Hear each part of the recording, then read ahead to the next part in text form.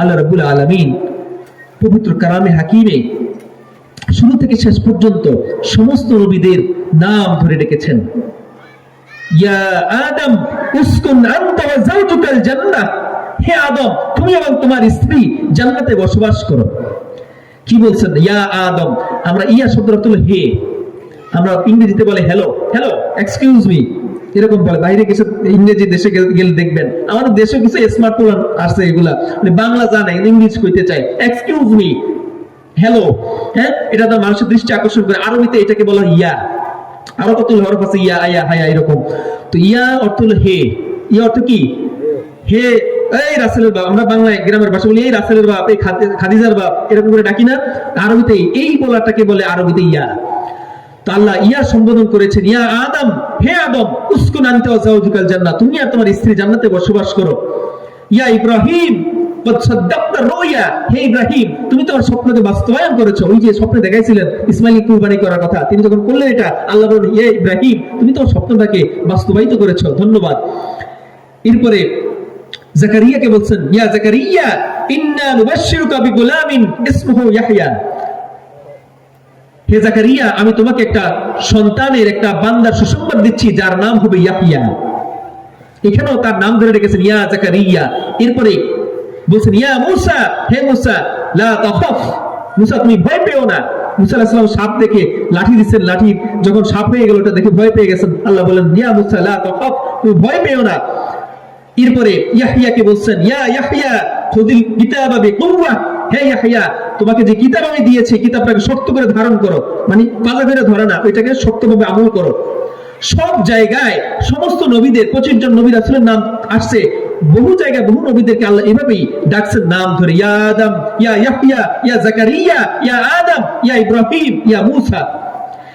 কিন্তু কুরআনুল কারীমের শুরু থেকে শেষ পর্যন্ত 6500 আয়াতের মধ্যে 114 খানা সূরার মধ্যে একটি জায়গাও পাবেন না যেখানে আল্লাহ রাব্বুল আলামিন তার সর্বশেষ নবী মুহাম্মদুর রাসূলুল্লাহ সাল্লাল্লাহু আলাইহি সাল্লামকে নাম ধরে ডেকেছেন। বলে সুবহানাল্লাহ।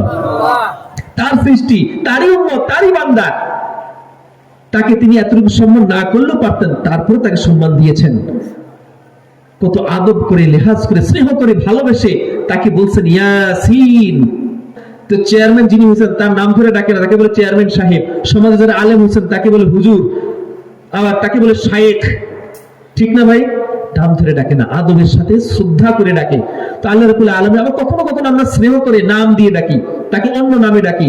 সুন্দর মানুষ, হ্যাঁ, যেমন আল্লাহ রাসূল সাল্লাল্লাহু আলাইহি ওয়াসাল্লাম ঈমান প্রচার, দিন প্রচার করার আগে তাকে সবাই আল আমিন নামে ডাকতো। কি নামে ডাকতো? তার নাম ছিল মুহাম্মদ বা আহমদ, কিন্তু সকলে আল আমিন নামে ডাকতো, স্নেহ করে, ভালোবেসে। শৈশবে তিনি স্নেহ পেয়েছিলেন সকলে, কাফির, মুশরিক, ইহুদি, নাসারা সবাই তাকে সম্মান করত।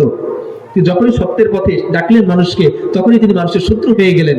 এই জন্য আলেম ওলামারা, প্রকৃত আলেম যারা, তারা সত্য কথা বলতে দ্বিধা করেন না, কারো পরোয়া করে কথা বলেন না।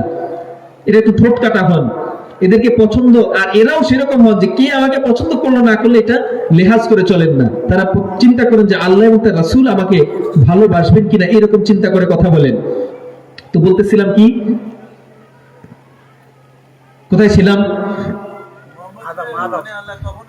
কখনো আল্লাহ রাব্বুল আলামিন তার রাসূলকে নাম ধরে ডাকেন নাই। আপনারা আমার মনোযোগ দিয়ে শুনেন না, ভুলে যান। আল্লাহ রাব্বুল আলামিন কখনোই তার ইসমিহিল মুজাররাদ ধরে ডাকেন নাই। ইয়া মুহাম্মদ বলে কুরআনুল কারীমের কোথাও আল্লাহ রাব্বুল আলামিন তার নাম ধরে ডাকেন নাই। বলছেন ইয়াসিন ওয়াল কুরআনিল হাকীম। কোথাও বলেছেন ইয়া আইয়ুহাল মুদাসসির কুম ফাআনদির, হে কম্বলধারী লোক উঠো উঠো আর তোমার উম্মতদেরকে সতর্ক করো। ইয়া আইয়ুহাল মুযাম্মিল কুমিল লাইলা ইল্লা কালিলা, হে কম্বলধারী লোক, চাদরধারী লোক, তোমার কম্বলটার থেকে একটু বের হও, শীতের সিজন থেকে ঘুমায়ও না, রাত্রে একটু কম্বল থেকে বের হও, বের হয়ে আমার একটু ইবাদত করো, কি রাতের কিছু অংশ আমার ইবাদতে কাটায় দাও।